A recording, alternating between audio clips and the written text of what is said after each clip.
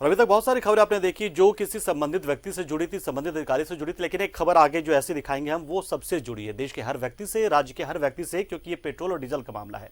एक बार फिर से पेट्रोल और डीजल की बढ़ती कीमतों ने लोगों को परेशान करना शुरू कर दिया है।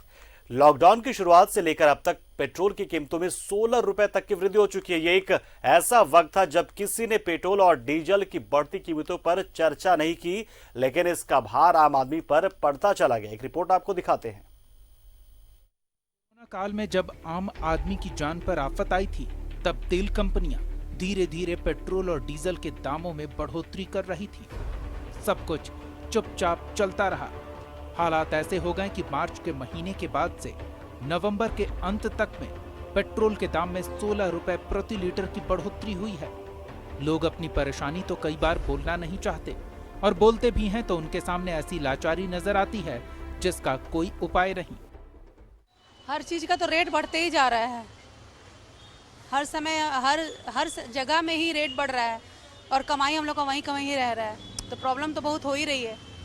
हम लोग क्या कर सकते हैं? अब प्रशासन जो है, या मान लीजिए जो सरकार चला रहा है केंद्र में, उन लोग क्या पॉलिसी लेके दाम को बढ़ाया है, उसके अंदर तो हम लोग जा नहीं सकते हैं।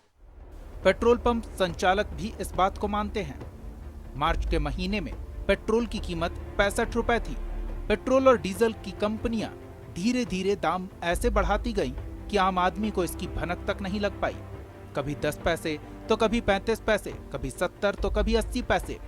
इन सब का हिसाब जोड़ें तो 9 महीने में पेट्रोल के दाम में 16 रुपए की वृद्धि हुई है। पहले तो मार्च 2020 में 68 रुपया कुछ पैसा था, समथिंग कुछ पैसा था। अभी तो आपका रेट हो गया 82 रुपया। कुछ तो बढ़ा है पेट्रोल का रेट।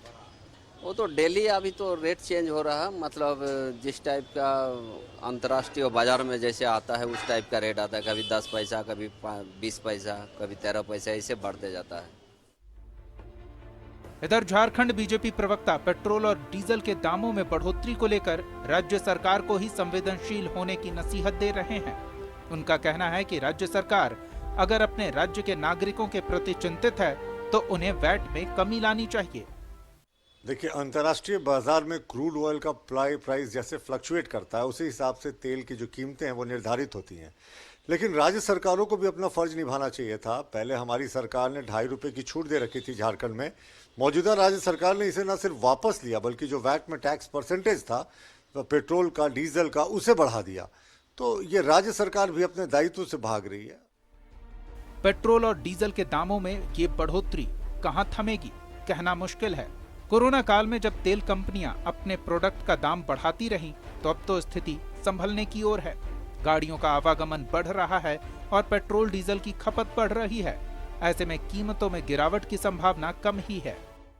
मार्च से तुलना करें तो अभी तक में पेट्रोल और डीजल की कीमतों में 15 से 16 रुपये की वृद्धि हुई है। लिहाजा आम आदमी परेशान है, और खामोश इसलिए कि उसकी पीड़ा सुने तो कौन सुने।